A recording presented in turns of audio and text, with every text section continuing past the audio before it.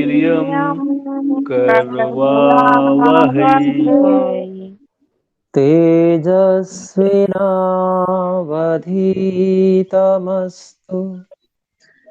तेजस्विनावधीतमस्तु।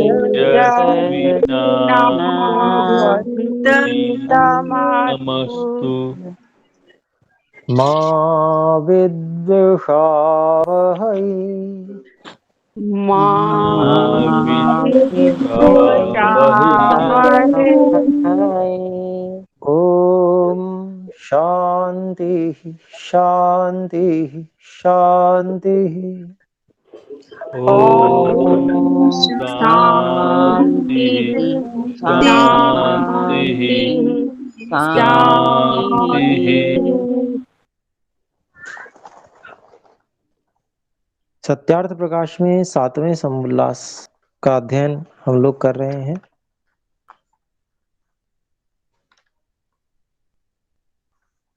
और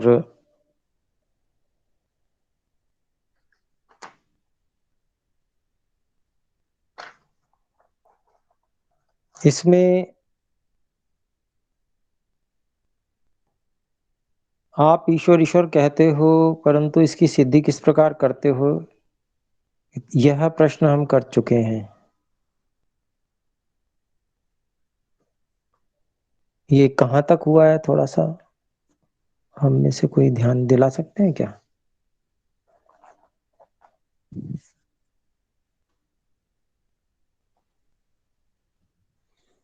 परमेश्वर दयालु और न्यायकारी है व नहीं, ये प्रश्न भी हो गया है।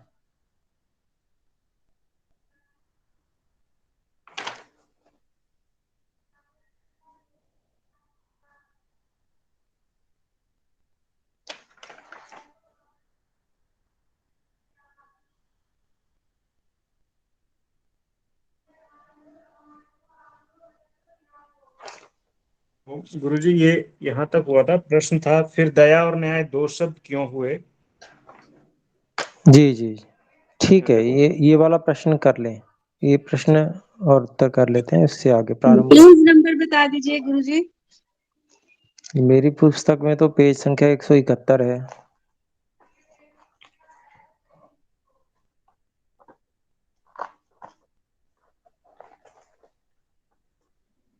सातवां समोल्लास निकाल लीजिए। सातवें समोल्लास में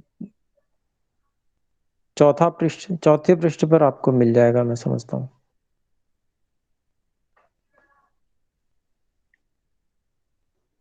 प्रश्न है, मैं पढ़ रहा हूं। फिर दया और न्याय दो शब्द क्यों हुए? क्योंकि उन दोनों का अर्थ एक ही होता है, तो दो शब्दों का होना व्यर्थ है, इसलिए एक शब्द का रहना तो अच्छा था। इससे क्या विदित होता है कि दया और न्याय का एक प्रयोजन नहीं होता है। ये पूर्व पक्षी ने प्रश्न किया, उसका उत्तर देते हैं। क्या एक अर्थ के अनेक नाम और एक नाम के अनेक अर्थ नहीं होते हैं? तो प्रश्नकर्ता जो है वह उत्तर देता है, होते हैं। उत्तर, तो पुनः तुमको शंका क्यों हुई? प्रश्न, संसार में सुनते हैं इसलिए। उत्तर, संसार में तो सच्चा झूठा दोनों सुनने में आता है, परंतु उसका विचार से निर्णय करना अपना काम है। देखो, ईश्वर की पूर्ण दया तो यह है कि जिसने सब जीवों के प्रयोजन सिद्ध होने के अर्थ जगत में सकल पदार्थ उत्पन्न करके दान दे रखे हैं। इससे भिन्न दूसरी बड़ी दया कौन सी है? अब न्याय का फल प्रत्यक्ष दिखता है कि सुख दुख की व्यवस्था अधिक और न्यूनता से फल को प्रकाशित कर रही है। इन दोनों का इतना ही भेद है कि जो मन में सबको सुख होने और दुख छूटने की इच्छा और क्रिया करना है, और बाह्य चेष्टा अर्थात बंधन छेदन आदि यथावत दंड देना न्याय कहता है। दोनों का एक प्रयोजन यह है कि सबको पाप और दुखों से पृथक कर देना। तो समानता बता दी। कि अंदर से दया होगी और बाहर से न्याय होगा।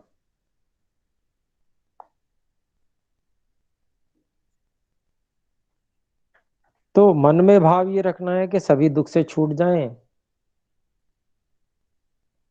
और सभी आनंदित हों, सुखी हों।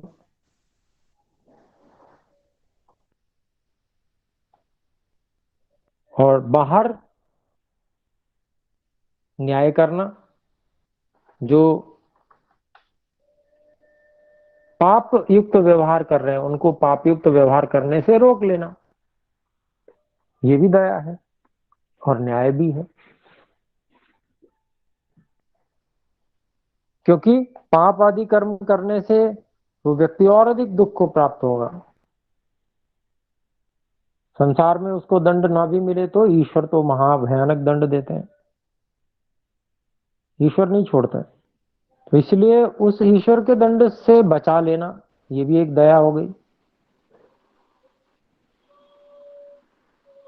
तो इस प्रकार से दोनों का प्रयोजन यह है कि सब को पाप और दुखों से पृथक कर देना। ये प्रयोजन दया और न्याय दोनों का बताया महर्षि दयानंद जी ने।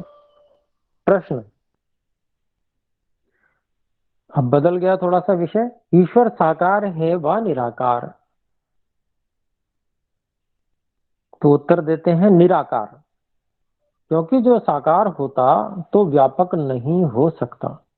जो भी वस्तु आकार वाली है, जो वस्तु आकार वाली है वो व्यापक है ही नहीं।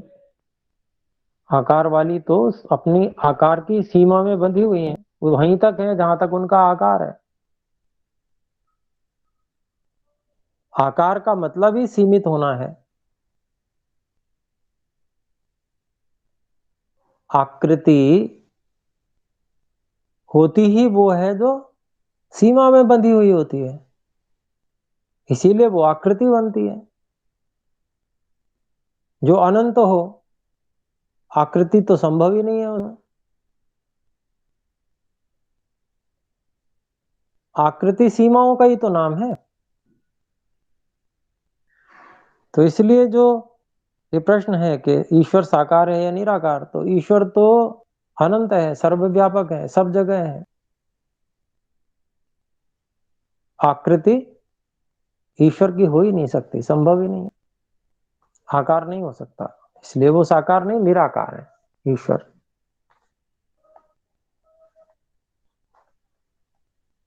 जब व्यापक न होता, आगे कहते हैं, जब व्यापक न होता तो सर्वज्ञादि गुण भी ईश्वर में न घट सकते। तो एक दूसरे के पूरक गुण है ये। सर्वव्यापकता के कारण से वो ईश्वर सर्वज्ञ आदि गुणों से युक्त भी हैं। यद्यपि दोनों स्वभाव हैं, लेकिन फिर भी साथ में देखा जा सकता है कि जो वस्तु व्यापक नहीं है वो सर्वज्ञ भी नहीं है। जैसे हम, तो विपरीत ढंग से हम इसको देख सकते हैं। जो चेतन सर्वव्यापक नहीं है वे सर्वज्ञ भी नहीं है, सब कुछ जानने वाले भी नहीं है। और जैसे कि उदाहरण हो गया हम जीवात्मा जो चेतन है, व्यापक नहीं है, हमारी सीमा यहीं तक है हम, इसलिए हम सब कुछ नहीं जानते, कुछ कुछ जानते हैं। तो इस प्रकार का ईश्वर नहीं है। जैसे हम हैं ऐसे थोड़ी है ईश्वर, ईश्वर तो सर्वज्ञ है। तो इस प्रकार से ये बात कही कि जब व्यापक न होता तो सर्वज्ञादि गुण भी ईश्वर में न घट सकते। क्योंकि परिमित वस्तु में गुण कर्म स्वभाव भी परिमित रहते हैं। परिमित का अभिप्राय क्या? सीमित, इतना है, इतना ही है, उसके बारे में ये कहा जा सकता है ये इतना है बस। ईश्वर के बारे में ऐसा थोड़ी कहा जा सकता है कि इतना है। तो जो परिमित वस्तु है मापी तौली हुई वस्तु है, जिसकी सीमाएं हैं। ऐसी वस्तु के जो गुणकर्म स्वभाव होंगे वो भी परिमित होंगे, नपे तुले होंगे, उनका मापन हो सकता है, तुलना भी की जा सकती है, यहाँ अधिक है यहाँ कम है।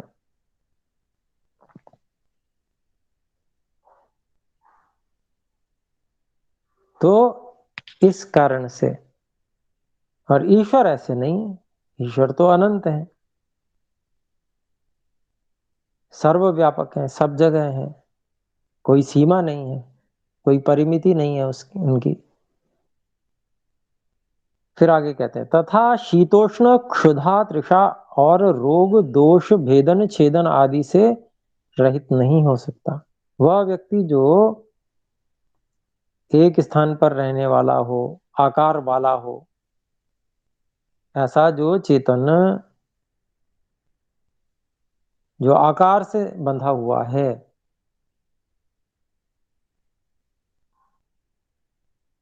ऐसे चेतन में क्या क्या समस्याएं आएंगी?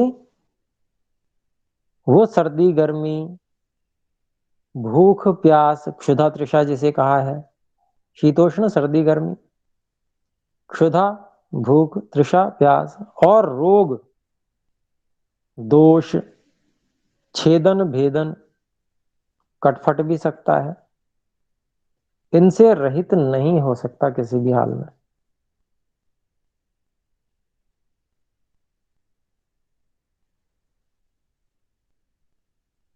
आगे कहते हैं, इससे यही निश्चित है कि ईश्वर निराकार है। तो अनेक प्रकार से बातों को समझा दिया महर्षि जी ने कि ईश्वर निराकार ही है। आगे कहते हैं, जो साकार हो तो उसके नाक कान आंख आदि अवयवों का बनाने हारा दूसरा होना चाहिए। निराकार में तो आकार ही नहीं है, तो वहां बनाने का कोई परेशानी ही नहीं है कि उसको बनाया किसने, वो तो सदा से है, आकार रहित है।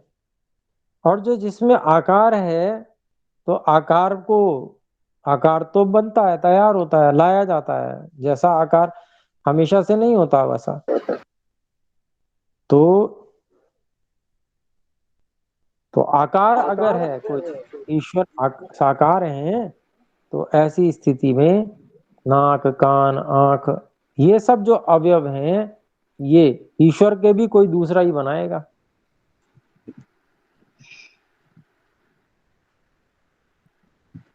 क्योंकि जो संयोग से उत्पन्न होता है उसको संयुक्त करने वाला निराकार चेतन अवश्य होना चाहिए, तो ये हेतु है।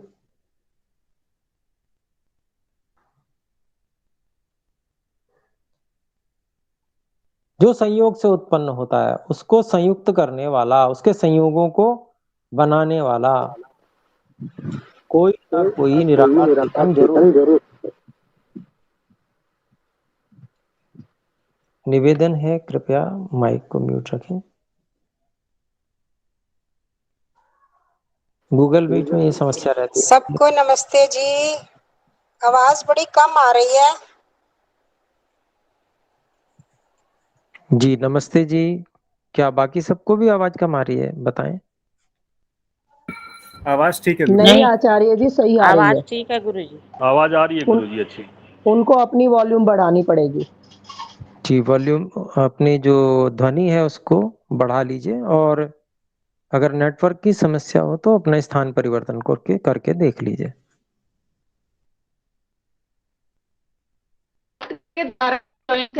आवाज मेरे पास भी आपकी आवाज कट कट के आ रही है, इसका अभिप्राय ये हुआ आपका नेटवर्क ठीक नहीं है, स्थान परिवर्तन करके देख लीजिए।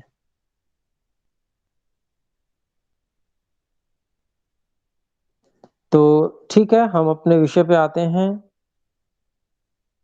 तो जो साकार हो तो उसके नाक कान आदि अवयवों को बनाने के लिए कोई ना कोई अन्य चाहिए, और जो ये कहें कि अपने स्वयं बना लेते हैं, तो बनाने से पहले फिर निराकार ही सिद्ध हो गए।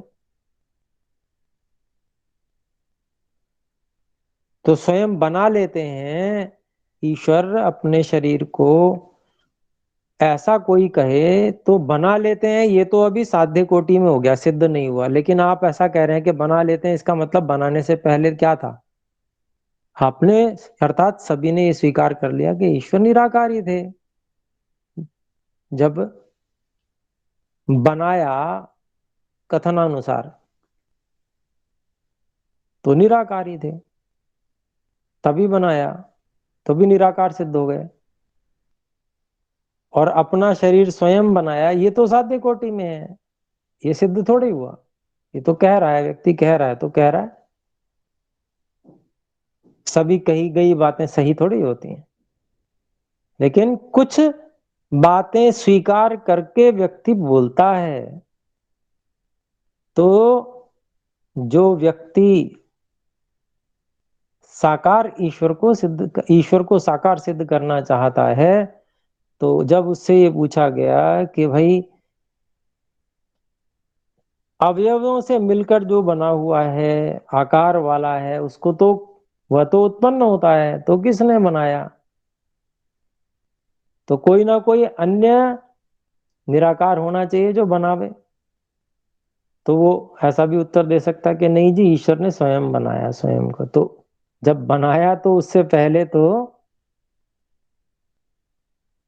आकार था ही नहीं। तो निराकार होना तो सबने स्वीकार कर ही लिया, साकार उसको गलत सिद्ध कर दिया गया कि वैसा हो ही नहीं सकता, संभव ही नहीं है, क्योंकि वो सीमित है और ईश्वर सीमा वाला नहीं है, असीमित है। तो ऐसी बात यहां पर आई है। फिर आगे कहते हैं, क्योंकि जो संयोग से उत्पन्न होता है उसको संयुक्त करने वाला निराकार चेतन अवश्य होना चाहिए। जे कोई यहां ऐसा कहे कि ईश्वर ने स्वेच्छा से आप अपना शरीर बना लिया, तो भी वही सिद्ध हुआ कि शरीर बनने से पूर्व निराकार था। इसलिए परमात्मा कभी शरीर धारण नहीं करता, किंतु निराकार होने से सब जगत को सूक्ष्म कारणों से स्थूलाकार बना देता है। स्वयं निराकार है और जगत के सूक्ष्म जो सत्व रज तम आदि मूल कारण हैं, उन सूक्ष्म कारणों से जगत को स्थूल आकार में बना देता है। तो अपने लिए शरीर धारण नहीं करता, यहां मतलब यही है। परमात्मा कभी शरीर धारण नहीं करता। इससे क्या अभिप्राय हुआ? ईश्वर ने तो सारे विश्व को धारण किया हुआ है, सबके शरीरों को भी ईश्वर ने धारण किया हुआ है। अपने लिए परमात्मा शरीर धारण नहीं करता, ये कहने का अभिप्राय, अपने लिए नहीं करता। बाकी तो सब कुछ धारण करने वाले परमात्मा ही हैं।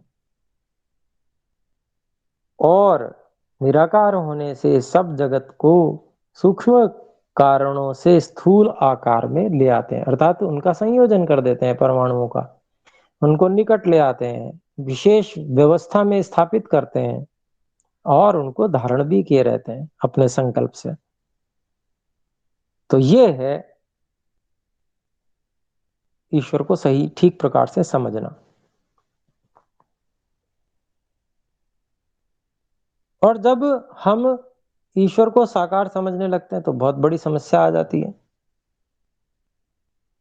हम केवल केंद्रित हो जाते हैं उस आकार के प्रति, अन्यत्र हम ईश्वर को मानते ही नहीं, नास्तिक हो जाते हैं।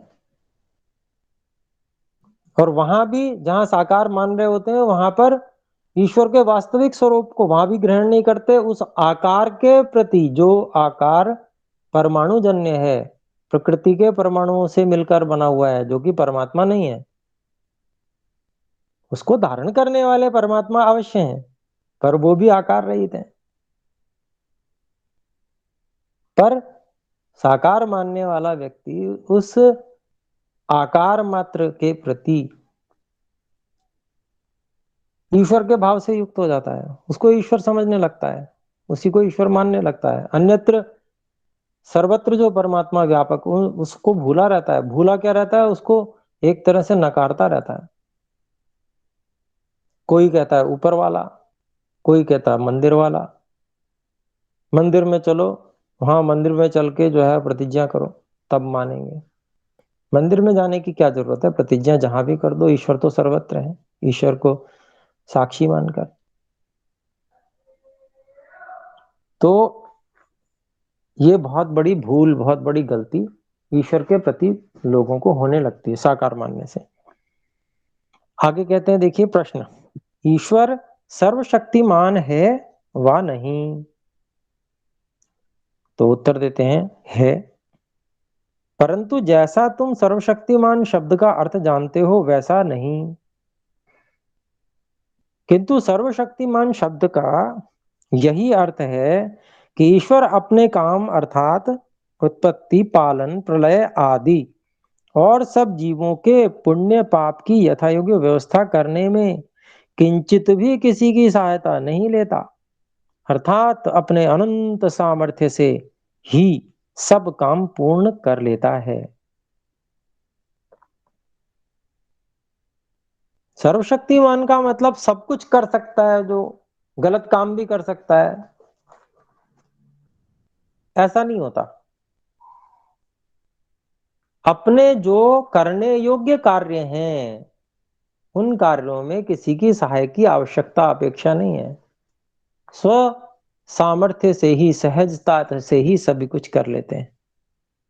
यही ईश्वर की सर्वशक्तिमत्ता का अभिप्राय है। प्रश्न, हम तो ऐसा मानते हैं कि ईश्वर चाहे सो करे, क्योंकि उसके ऊपर दूसरा कोई नहीं।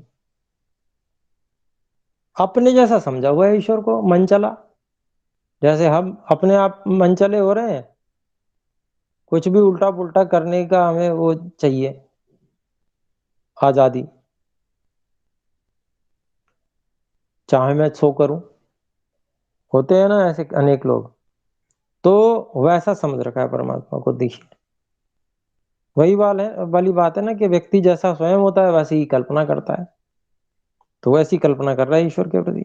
उसका उत्तर देते हैं, देखिए, वह क्या वह क्या चाहता है जो तुम कहो कि सब कुछ चाहता है और कर सकता है? तो हम तुमसे पूछते हैं कि परमेश्वर अपने आप को मार, अनेक ईश्वर बना, स्वयं अविद्वान, चोरी व्यभिचार आदि पाप कर्म कर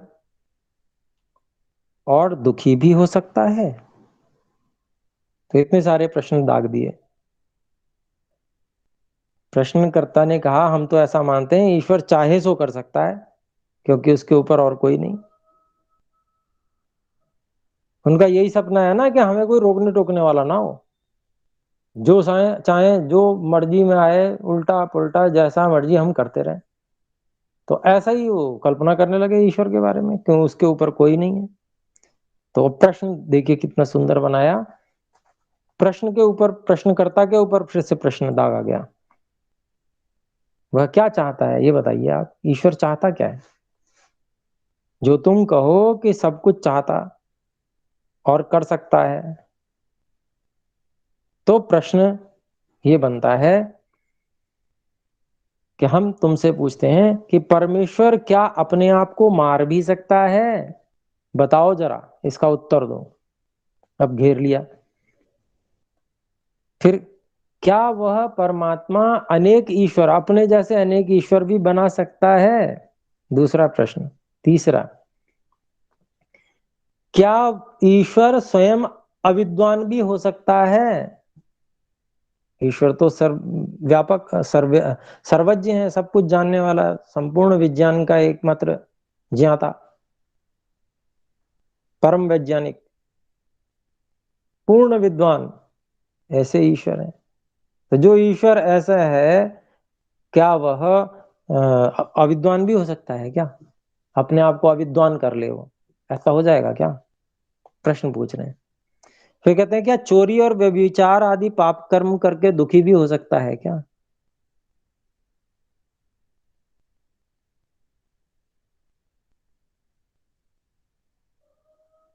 तो ये सब प्रश्न किए, अभिप्राय क्या है, ये सब कभी भी ईश्वर नहीं कर सकते। फिर आगे देखिए, कहते हैं जैसे ये काम ईश्वर के गुण कर्म स्वभाव से विरुद्ध हैं, तो जो तुम्हारा कहना कि वह सब कुछ कर सकता है वह कभी नहीं घट सकता। इसलिए सर्वशक्तिमान शब्द का अर्थ जो हमने कहा वही ठीक है। और वो क्या सिद्ध हुआ कि जो जो स्वभाव से युक्त होकर, अपने स्वभाव, वास्तविक स्वभाव, यथार्थ स्वभाव से युक्त रहते हुए जो जो कर्म कार्य करने आवश्यक हैं, उन सब कार्यों को करने में किसी अन्य की भी सहायता की अपेक्षा नहीं रखते। ईश्वर स्वयं सहज सामर्थ्य से ही सब कुछ करते हैं।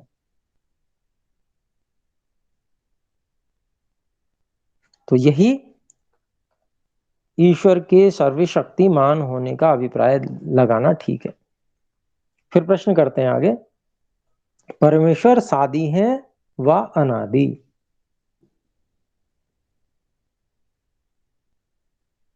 आदि वाले हैं या अनादि?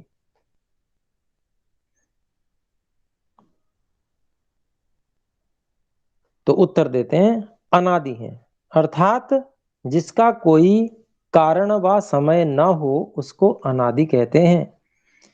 इत्यादि सब अर्थ प्रथम समुल्लास में कर दिया है, देख लीजिए। फिर भी सामान्य रूप से हम लोगों को, सामान्य व्यक्ति को अनादि शब्द समझ में नहीं आता।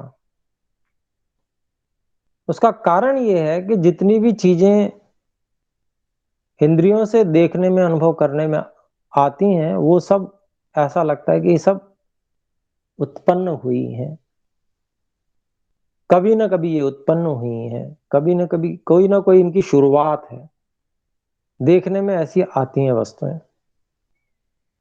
परंतु यदि गहनता से विचार किया जाए, गंभीरता से विचार किया जाए, सोचा जाए और अपने वास्तविक स्वभाव का निरीक्षण भली प्रकार से किया जाए,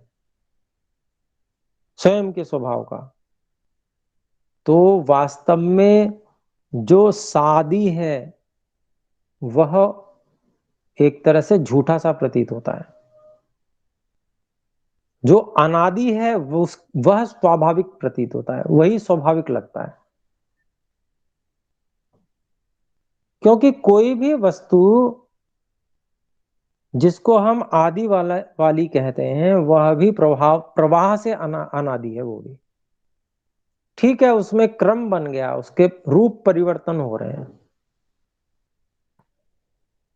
बदलाव हो रहा है, परिवर्तन हो रहा है, परंतु परिवर्तन किन के बीच हो रहा है? परमाणुओं की अवस्थाएं बदल रही हैं बस। जो उसके मूल कारण है, वो मूल कारण कभी निकट आ जाते हैं, कभी दूर हो जाते हैं, कभी विशेष क्रम में लगा दिए जाते हैं, और घूम फिर के फिर वही अवस्था फिर से आती है। तो एक क्रम है, बनी कोई चीज, उसके उपयोग का काल, उसके बाद नष्ट हो जाना, नष्ट हो जाने के बाद में फिर से वो विभाजन हो जाना सूक्ष्म परमाणुओं में, फिर परमाणु फिर से इकट्ठे होना और फिर से उसकी चीज बनना। तो ये क्रम तो अनादि ही है। थोड़ी देर के लिए ये लगता है कि इसमें परिवर्तन आया, कुछ ये उत्पन्न हुई थी फिर ये नष्ट हो गई, ऐसा लगता है, तो आदि प्रतीत होता है। पर वास्तव में अगर गंभीरता से, गहनता से किसी भी चीज को हम देखेंगे तो सच्चाई, वास्तविकता जो है संसार की या किसी भी चीज की वास्तविकता अनादिपन ही है उसमें। अर्थात किसी भी वस्तु की वो नहीं है, आदि नहीं है। किसी भी वस्तु का मतलब है ही तीन पदार्थ संसार में, ईश्वर, जीव और प्रकृति। प्रकृति भी अनादि है, मूल तत्व। प्रकृति अनादि है, लेकिन रूप परिवर्तन बस होते रहते हैं। परमाणु थोड़ी नष्ट होता है, जो अंतिम सूक्ष्मतम कण है वो थोड़ी नष्ट होता है। वो तो जो कहते हो हमेशा से था, हमेशा है, हमेशा रहने वाला है। वो भी संयोजन बदल बदल जाता है, बस संयोजन बदल के ऐसा हो गया, कभी ऐसा हो गया, कभी वैसा हो गया। अर्थात जो मूल तत्व है वो कभी नष्ट नहीं होता और न ही कभी बना है। मूल तत्व तो हमेशा से वैसा ही था, है और आगे भी वैसा ही रहेगा। मूल तत्व में कभी कोई परिवर्तन नहीं आता, केवल संयोजन में परिवर्तन होता है। बहुत सारे मूल कणों के संयोजन में परिवर्तन होता रहता है, बस संयोजन बदलते हैं। संयोजन बदलने को आप आदि वाला होना कहने लगे तो ये तो बहुत थोड़े से समय की एक बात हुई। जो स्थायित्व वाली बात है, जो सच्ची बात है, वो तो अनादि होना ही है, आदि के बिना होना ही है और अनंत होना ही, यही सच्चाई है। तो इस तत्व ज्ञान को, इस वास्तविकता को सामान्य बुद्धि का व्यक्ति समझ नहीं पाता है, क्योंकि वो उतनी गहराई से देख ही नहीं पाता उसको। वो केवल मोटी मोटी संसार की वस्तुओं को देखता है, स्वयं को, अपना शरीर जो है, शरीर को ही अपना स्वरूप समझता है। इसलिए लगता है कि मैं मिट जाऊंगा, मैं पैदा हुआ था फला फला डेट को, और पता नहीं है ये शरीर खत्म तो मैं भी खत्म। ऐसा मोटा मोटा उसको समझ में आता है। पर जो एक स्वाभाविकता है, अर्थात जो हमें ये लगता है कि हम हमेशा से थे और हमेशा रहने वाले हैं, ये ज्यों की त्यों हमारी हमेशा बनी रहती है बात, और ये स्वाभाविकता है। शरीर के साथ हम घटा लेते हैं, शरीर को ही अपना स्वरूप समझते हुए इस बात को शरीर के साथ भी घटा लेते हैं, ये हमारी मूर्खता है। पर हम जो ये अपने आप को मानते हैं मैं सदा से था, हूं और सदा रहूंगा, ऐसी जो भावना हमारी है, ये सच्ची भावना है, ये त्रिकाल सत्य है। तो यहां पर भी जो यहां पर परमेश्वर सादि है वह अनादि, और इसका उत्तर संक्षेप से दिया गया। अनादि अर्थात जिसका कोई कारण व समय न हो उसको अनादि कहते हैं। तो इस बात को भी समझना चाहिए, ईश्वर के विषय में भी समझना चाहिए। ईश्वर ज्यों के त्यों हमेशा से थे, हैं और हमेशा रहेंगे।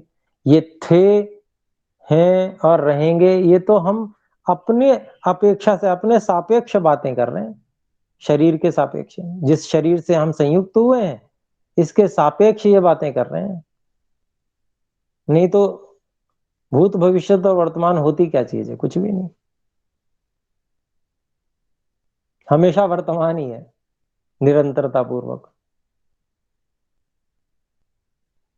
जो वस्तुएं अनादि और अनंत हैं उनका कोई भूतकाल नहीं हुआ करता, उनका कोई भविष्य काल भी नहीं हुआ करता, वो तो सदा से वर्तमान है, वर्तमान ही है और हमेशा रहेंगी।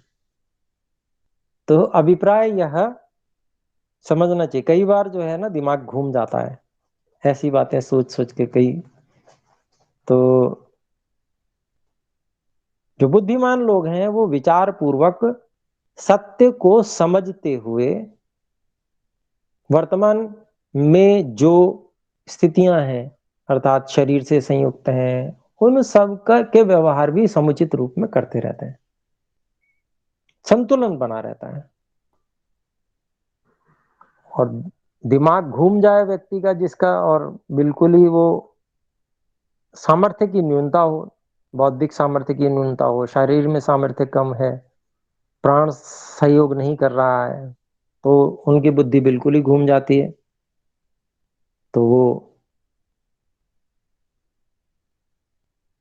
ठीक प्रकार व्यवहार नहीं कर पाते। तो अर्थात अभिप्राय क्या है कि जो अनादि वस्तुएं हैं, अनंत वस्तुएं हैं, उनको वैसा ही जानना, मानना, समझना, यही यथार्थ है, यथार्थ ज्ञान है। तो परमात्मा के साथ भी यही है, ईश्वर को भी वैसे ही मानना, स्वयं को भी वैसे ही मानना, और जो परमाणु हैं, प्रकृति के मूल कण हैं, सत्व रजतम, उनको भी वैसे ही मानना। और जो वर्तमान में व्यवहार है, इस व्यवहार को ऐसा समझकर कि यह एक व्यवस्था है ईश्वर की बनाई हुई, उस व्यवस्था में हम हैं, और उस व्यवस्था को हमको निर्वाह भी करना है, ऐसा मानकर उसको हम क्रम से निर्वाह भी करते रहें, परंतु उसमें फंसे नहीं। और जो वास्तव है, वास्तविकता है, यथार्थ है, उसको लगातार अनुभव करते रहें। तो आगे बढ़ते हैं। देखिए प्रश्न है, परमेश्वर क्या चाहता है? प्रश्न है, उत्तर, सबकी भलाई और सबके लिए सुख चाहता है, परंतु स्वतंत्रता के साथ किसी को बिना पाप किए पराधीन नहीं करता। तो एक स्वभाव है ईश्वर का कि वो संसार को बनाते हैं हम सब जीवात्माओं के हित के लिए। हमारे पास बहुत कम सामर्थ्य है, अति न्यून सामर्थ्य को बढ़ाकर साधनों के द्वारा वो बढ़ाकर हमें प्रकृति के माध्यम से दे देते हैं। उससे हम अपना मार्ग प्रशस्त करें। जो वास्तव में मुख्य है उसको मुख्य समझें, जो गौण है उसको गौण समझें। मुख्य की ओर आकर्षित रहें, गौण से धीरे धीरे से हट जावें।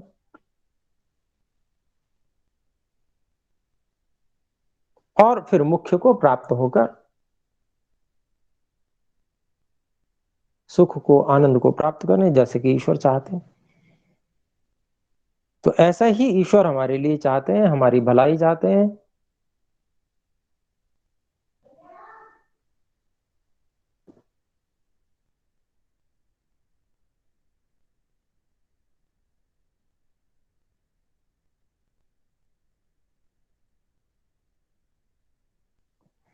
तो मैं ये निवेदन कर रहा था कि ईश्वर क्या चाहते हैं? सबकी भलाई चाहते हैं, सुख चाहते हैं, सुख देना चाहते हैं सबके लिए। और कभी भी इस प्रकार की स्वतंत्रता ईश्वर की नहीं है। ईश्वर स्वयं के लिए अपनी ऐसी कोई स्वतंत्रता भी नहीं रखते कि हमारे किसी कर्म किए बिना ही हमें किसी प्रकार का फल दे दें। न्यायपूर्वक ही सारे फल देते हैं, बिना कोई पाप किए हमें पराधीन नहीं करते। फिर प्रश्न करते हैं, परमेश्वर की स्तुति, प्रार्थना और उपासना करनी चाहिए वा नहीं? उत्तर है, करनी चाहिए। प्रश्न, क्या स्तुति आदि करने से ईश्वर अपना नियम छोड़ स्तुति प्रार्थना करने वाले का पाप छुड़ा देगा? तो उत्तर हुआ नहीं। फिर प्रश्न, तो फिर स्तुति प्रार्थना क्यों करना?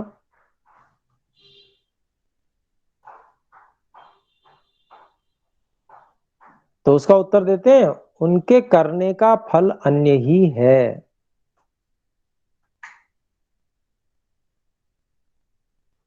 अर्थात पाप छुड़ा देना ये कोई इसका फल नहीं है कि ईश्वर स्तुति प्रार्थना उपासना कर रहे हैं तो जो हमने पाप किए उसमें हमें कुछ डिस्काउंट मिल जाए, कंसेशन मिल जाए, ऐसा कुछ नहीं। क्योंकि उसका वो फल ही नहीं है, उसका फल कुछ और है। तो उनके करने का फल अन्य ही है। प्रश्न क्या है? उत्तर, स्तुति से ईश्वर में प्रीति, उसके गुण कर्म स्वभाव से अपने गुण कर्म स्वभाव का सुधारना, प्रार्थना से निरभिमानता, उत्साह और सहायता मिलना, उपासना से पर ब्रह्म से मेल और उसका साक्षात्कार होना। तो तीनों का अलग अलग फल महर्षि स्वामी दयानंद जी ने यहां पर बताया है कि स्तुति से ईश्वर में प्रीति, अर्थात वास्तव में ईश्वर ही सबसे मुख्य तत्व है, क्योंकि सब कुछ को धारण करने वाले, सब कुछ बनाने वाले, सबसे बड़े वैज्ञानिक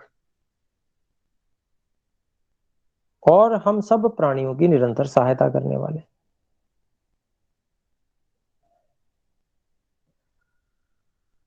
सब कुछ तो ईश्वर के हिस्से में ही चला गया, सारी सहायता, सब कुछ। तो सबसे प्रमुख प्रधान ईश्वर है।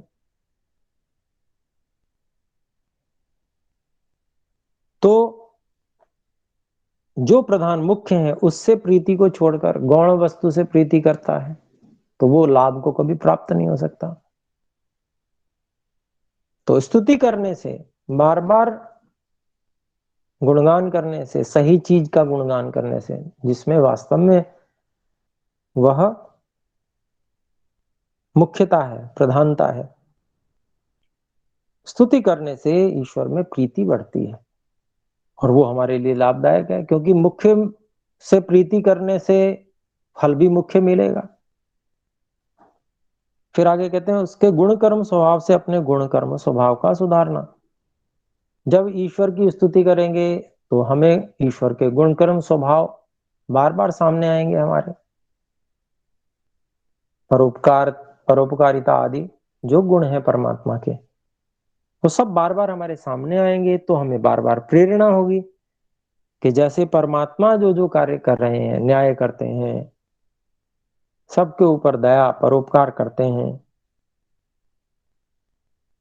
ये सब हमारे जो गुण कर्म स्वभाव है वो सुधर जाएंगे। जो ये उल्टे सीधे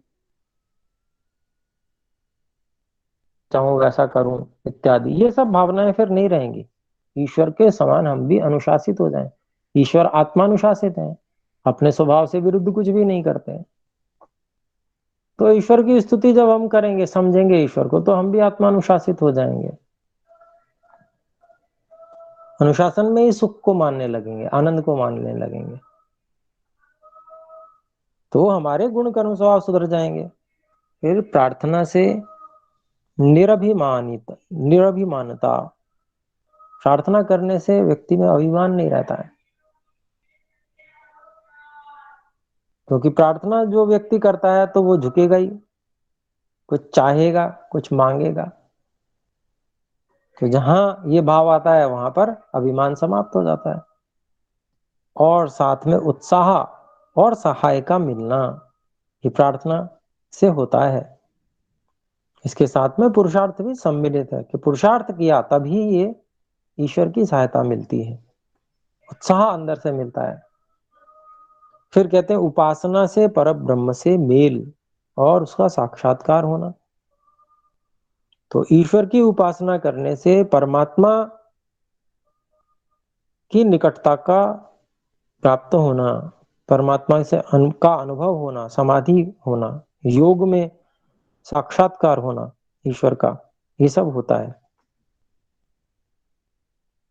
तो ये फल है ईश्वर स्तुति, प्रार्थना और उपासना के।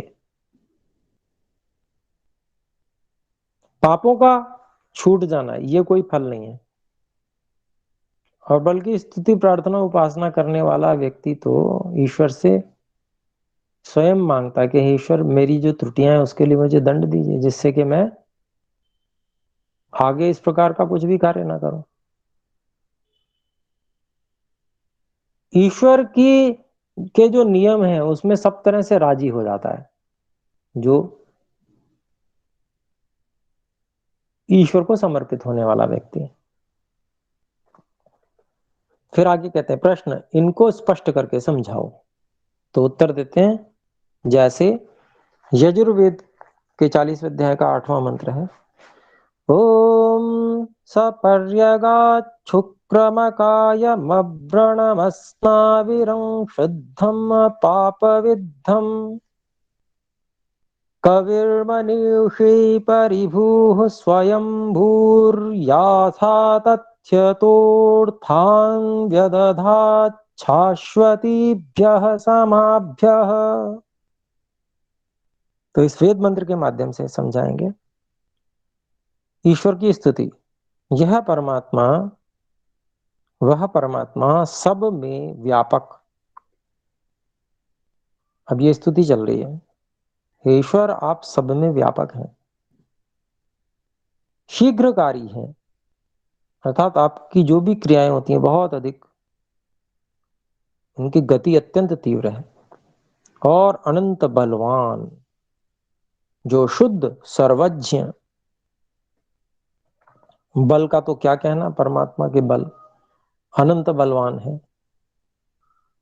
इस ब्रह्मांड जो हमारे दृष्टि से अनंत जैसा लगता है, अरबों अरब सौर मंडल, इन सब को धारण करना, एक निश्चित गति से गतिमान रखना, ये अनंत बलवान परमात्मा का ही कार्य है, शुद्ध है, सर्वज्ञ हैं,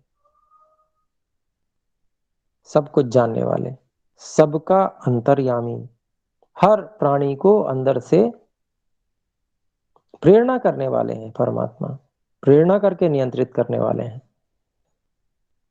सर्वोपरि विराजमान, सबसे अधिक प्रकाशित हैं, सबसे अधिक जो प्रसिद्ध हैं, सबसे ऊपर विराजमान है। सनातन, जो नित्य है, सदा से, हमेशा से थे, हैं और रहने वाले हैं। स्वयं सिद्ध, ईश्वर की सत्ता को सिद्ध करने के लिए किसी अन्य प्रमाण की आवश्यकता नहीं, स्वयं ही सिद्ध है। जो कुछ सब कुछ वे कर रहे हैं उसी से वे सिद्ध हैं। परमेश्वर अपनी जीव रूपी सनातन अनादि प्रजा को अपनी सनातन विद्या से यथावत अर्थों का बोध वेद द्वारा कराता है। तो जो ईश्वर हैं उनका एक ये भी गुण है कि सृष्टि के आदि में जो जीव रूपी सनातन अनादि प्रजा है, अर्थात हम जीवात्माएं, हमको अपनी सनातन विद्या से, जो नित्य अनादि सनातन विद्या है अर्थात वेद विद्या, उस वेद विद्या से यथावत अर्थों का बोध वेद के द्वारा कराते हैं।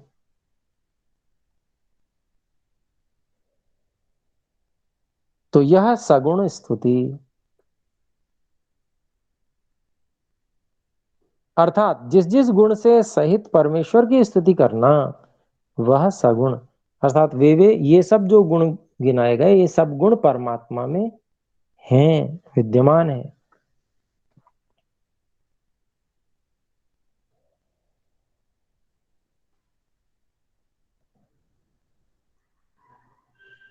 फिर आगे वह सगुण, ये सगुण उपासना हुई गुण सहित। फिर अकाय, अर्थात वह कभी शरीर धारण व जन्म नहीं लेता। परमात्मा के लिए कहा कि ईश्वर अकाय, मंत्र में कहा है ना अकायम, अर्थात जन्म कभी नहीं लेते, शरीर कभी धारण नहीं करते अपने लिए, अर्थात वह कभी शरीर धारण व जन्म नहीं लेता। इसमें छिद्र नहीं होता, जिसमें छिद्र नहीं होता। शरीर हो तो छिद्र हो, और भी कोई भौतिक वस्तु हो जो बहुत सारे परमाणुओं से मिलकर बनी हुई है तो उसमें बीच में छिद्र हो जाएगा और परमाणु इधर उधर दाएं बाएं ऊपर नीचे हट जाएंगे छिद्र होने में। पर जो एक रस है, अखंड है, अवयवों से मिलके नहीं बना है, उसमें कैसे छिद्र हो जाएगा। और सर्वत्र एक रस व्यापक है। तो अव्रणम कहा जिसमें छिद्र नहीं होता, नाड़ी आदि के बंधन में नहीं आता। मतलब एक ही चीज को पहले तो अकायम कहा, फिर उसको और स्पष्ट करने के लिए और बातें भी कही हैं कि अरे कम बुद्धि वाले लोगों तुम भी समझ जाओ इतनी बात कि ईश्वर का स्वरूप ये है। अकाय मतलब बिना शरीर के, उसमें छेद भी नहीं होता, नस नाड़ियों के बंधन में भी नहीं आता, और कभी पापाचरण नहीं करता। अकायम, अभ्रणम, अस्नाविरम, शुद्धम, कभी पाप नहीं करता, पाप से अपवित्र नहीं होता। अपाप विद्धम फिर उसी को और स्पष्ट रूप से कह दिया,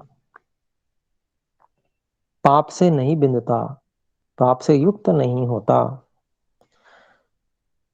जिसमें क्लेश दुख अज्ञान कभी नहीं होता। ये अशुद्धि हुई दुख की, ये अज्ञान की, ये ईश्वर में कभी नहीं होती। इत्यादि जिस जिस राग द्वेष आदि गुणों से पृथक मानकर परमेश्वर की स्तुति करना है वह निर्गुण स्तुति है। अर्थात कुछ गुण परमात्मा में जो हैं उनसे युक्त मानकर ईश्वर की उपासना करना वह सगुण उपासना, और जो गुण परमात्मा में नहीं है उनसे रहित मानकर ईश्वर को जानना, ईश्वर की स्तुति, ईश्वर की उपासना करना, यह जो है वो निर्गुण उपासना हो गई। वो गुण नहीं है, इसलिए निर्गुण हो गया।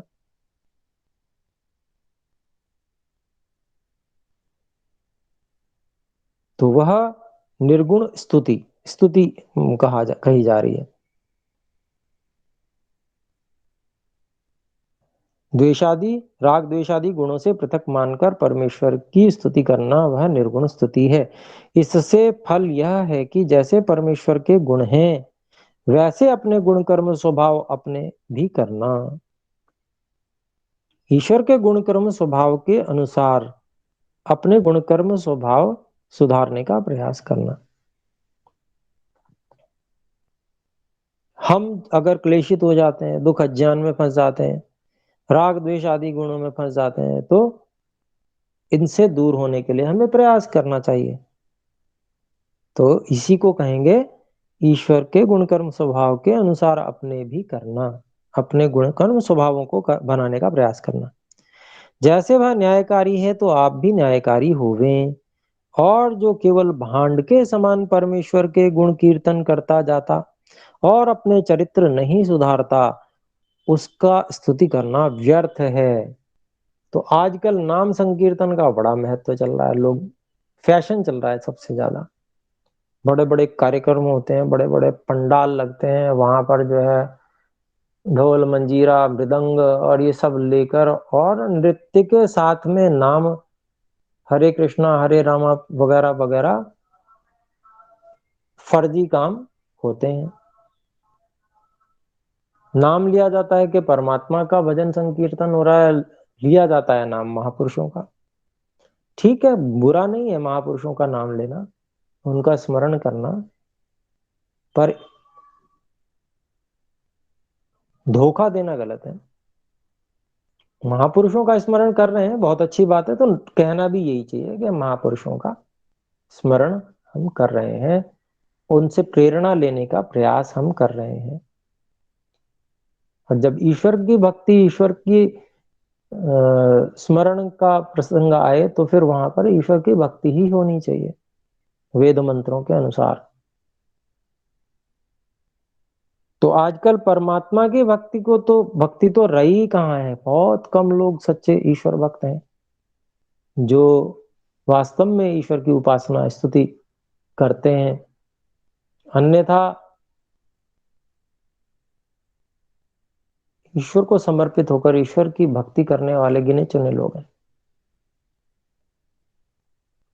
हम लोगों में भी बहुत अधिक नास्तिकता है।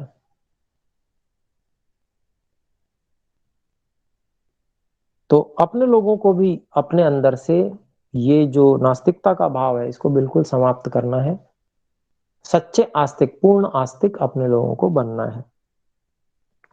तो ये जो कहा गया कि जो केवल भांड के समान परमेश्वर के गुण कीर्तन करता जाता और अपने चरित्र नहीं सुधारता, उसका स्तुति करना व्यर्थ है। तो बिल्कुल सही बात है और 100% सत्य है। इसको अपने लोगों को धारण करना चाहिए। बस जी हम क्या कर सकते हैं जी, हम में तो सामर्थ्य नहीं है जी, ऐसा है, तमाम बातें, तमाम बहाने हमने अपने लिए सोच रखे हैं और हम आपस में कहते रहते हैं। तो उसके कहने से लाभ क्या है। ईश्वर ने जैसा हमें मानना है, जैसा हमें समझना है, वो वैसे ही समझ रहे हैं। मुख्यता तो इस बात की है ना कि हम ईश्वर की दृष्टि में कैसे हैं, वहां हमारे नंबर कितने बन रहे हैं, ईश्वर हमें कैसा समझ रहे हैं, इसकी मुख्यता है। संसार हमारे संपर्क में ही कितना है। थोड़ा सा परिवार है, कुछ लोग से हमारे संपर्क है, सारा संसार भी संपर्क में नहीं है जिसको हम मुख्य मान रहे हैं। उसमें से भी बहुत छोटा सा भाग है हमारे संपर्क में, और उसको हम इतना अधिक महत्व दे रहे हैं कि हमने ईश्वर को भी छोड़ दिया। तो ये जो बात महापुरुष कहते हैं कि स्वामी सत्यपति जी महाराज का ये वचन था, उनका कहना था कि जो ईश्वर की दृष्टि में अच्छा है वह अच्छा है, जो ईश्वर की दृष्टि में बुरा है वह बुरा है। अच्छे और बुरे की कसौटी संसार नहीं है, ईश्वर है। तो बिल्कुल सत्य बात है। तो ईश्वर के गुण कीर्तन करना अच्छी बात है, ईश्वर के जो गुण कर्म स्वभाव है उनका संकीर्तन करना बहुत अच्छी बात है, लेकिन उसका प्रभाव ये होना चाहिए कि हम ईश्वर के अनुकूल होते चले जाएं, ईश्वर के गुण कर्म स्वभाव के अनुकूल अपने गुण कर्म स्वभावों को सुधारते चले जाएं, ये प्रभाव उसका होना चाहिए। अगर ये प्रभाव नहीं हो रहा है, फिर हम केवल दिखावे के लिए कर रहे हैं, हमारे अंदर नास्तिकता बहुत अधिक है। फिर ईश्वर से कैसे प्रार्थना करनी आगे कहा गया, प्रार्थना करने का प्रकार, उसमें एक वेद मंत्र यहां लिया गया जो हम यज्ञ में भी प्रतिदिन बोलते हैं। ओम याम मेधाम देवगणाः पितरश्चोपासते तया मामद्य मेधयाग्ने मेधाविनं कुरु स्वाहा। यजुर्वेद के 32वें अध्याय का 14वां मंत्र है, और इसके अलावा और भी मंत्र यहाँ पर दिए गए हैं। ओम तेजोसि तेजोमयि धेहि वीर्यमसि वीर्यमयि धेहि बलमसि बलं मयि धेहि ओजोस्योजो मयि धेहि मन्युरसि मन्युं मयि धेहि सहोऽसि सहो मयि धेहि। ॐ यज्जाग्रतो दूरमुदैति दैवं तदु सुप्तस्य तथैवैति दूरङ्गमं ज्योतिषां ज्योतिरेकं तन्मे मनः शिवसङ्कल्पमस्तु। येन कर्माण्यपसो मनीषिणो यज्ञे कृण्वन्ति विदथेषु धीराः यदपूर्वं यक्षमन्तः प्रजानां तन्मे मनः शिवसङ्कल्पमस्तु। यत्प्रज्ञानमुत चेतो धृतिश्च यज्ज्योतिरन्तरमितं प्रजासु यस्मान्न ऋते किंचन कर्म क्रियते तन्मे मनः शिवसङ्कल्पमस्तु। येनेदं भूतं भुवनं भविष्यत् परिगृहीतमृतेन सर्वं येन यज्ञस्तायते सप्तहोता तन्मे मनः शिवसङ्कल्पमस्तु। यस्मिन् ऋचः साम यजुंषि यस्मिन् प्रतिष्ठिता रत्नाभा विवाराः यस्मिंश्चित्तं सर्वमोतं प्रजानां तन्मे मनः शिवसङ्कल्पमस्तु। सुषारथिरश्वानि वयन्मनुष्यान्ने नीयतेभिषुभिर्वाजिन इव हृत्प्रतिष्ठं यदजिरं जविष्ठं तन्मे मनः शिवसङ्कल्पमस्तु। तो इनका अभिप्राय यहाँ पर बताया जा रहा है। हे अग्नि अर्थात प्रकाश स्वरूप परमेश्वर, आप स्वकृपा से जिस बुद्धि की विद्वान ज्ञानी और योगी लोग उपासना करते हैं, उसी बुद्धि से युक्त हमको इसी वर्तमान समय में करके बुद्धिमान कीजिए। तो याम में धाम, ये जो मंत्र है उसका ये अभिप्राय यहाँ पर दिया गया। ईश्वर से प्रार्थना की गई कि जैसे पूर्व में जो ऋषि ज्ञानी और योगी आपकी उपासना करते आए हैं और आपने उनको ऋतंभरा बुद्धि प्रदान की, वैसी ही बुद्धि अपनी कृपा से हमको भी प्रदान कीजिए, ये प्रार्थना कर रहे हैं। तो इसके लिए प्रयास करना भी आवश्यक है। केवल प्रार्थना करते रहें प्रतिदिन तो ऐसा नहीं होगा कि हम बुद्धिमान हो जाएं, क्योंकि कितने ही लोग, क्योंकि यज्ञ में ये मंत्र आता है तो प्रतिदिन यज्ञ करते हैं और प्रतिदिन इस मंत्र का पाठ आता है, प्रतिदिन प्रार्थना होती है या नहीं हो पाती है अलग विषय है। आहुति में ही ध्यान रहता है उस समय यज्ञ में, और प्रार्थना प्राय नहीं हो पाती, अभिप्राय नहीं ध्यान में रहता। तो उसके लिए प्रयास भी नहीं होता कि हम ऐसा कुछ मांग रहे हैं ईश्वर से, तो फिर प्रयास भी नहीं कर पाते हैं, तो वही सांसारिक वृत्ति बनी रहती है। ईश्वर को गौण और संसार को मुख्य मानकर चलते रहते हैं। लेकिन जैसे ही बुद्धि तीव्र होती है तो व्यक्ति को विवेचन करना आ जाता है, और वो विवेचन कर पाता है क्या गौण है क्या मुख्य है, समझ पाता है कि क्या चीज गौण है क्या मुख्य है। तो इतनी बुद्धि की तीव्रता प्राप्त करने के लिए भी उसके लिए विशेष प्रयास की आवश्यकता होती है। वो सब प्रयास साधना के अंतर्गत ही हैं, भक्ति के अंतर्गत ही हैं, और प्रार्थना करते करते जीवन को साधनामय बना लेना, प्रत्येक क्रिया को साधनामय बना लेना, जिससे कि प्रार्थना सफल हो जाए। और वह जो बुद्धि जो सत्य को ही धारण करती है, ऐसी बुद्धि प्राप्त हो जाएगी। याम मेधाम देवगण। समय हो गया है, एक मंत्र का अभिप्राय हमने पढ़ा, आगे हम अगली कक्षाओं में भी पढ़ेंगे। कोई बात रखना चाहते हो तो कह सकते हैं। गुरु जी आपने भी इतनी सुंदर श्लोक पढ़े हैं, मन हो रहा है कि सच में हम भी इतने अच्छे से पढ़ पाए। जो मंत्र याद है वो तो बहुत अच्छे से पढ़ पाते हैं, जो मंत्र हम याद नहीं है ना वो नहीं हम पढ़ पा रहे ठीक से। जी, मंत्रोच्चारण की कक्षा अभी है आधे घंटे बाद में, तो हम लोग अभ्यास करते हैं, उसमें आप भी सम्मिलित होइएगा। नहीं वो तो मैं और कर रही हूँ, लेकिन जी जी अब जैसे यही मंत्र है या मेधाम, ये तो याद है तो देखिए बहुत अच्छा आएगा। जो सामने है जो याद नहीं है, जिनको पढ़ा नहीं है उनको हम पढ़ ही नहीं पाते हैं जोड़कर। अब जैसे ये है यो याम मेधाम देव गणा पितरश्चोपासते तया मां मध्य मेधाया अग्नि मेधाविदम कुरुस्व, ये तो हम जैसे हवन करते हैं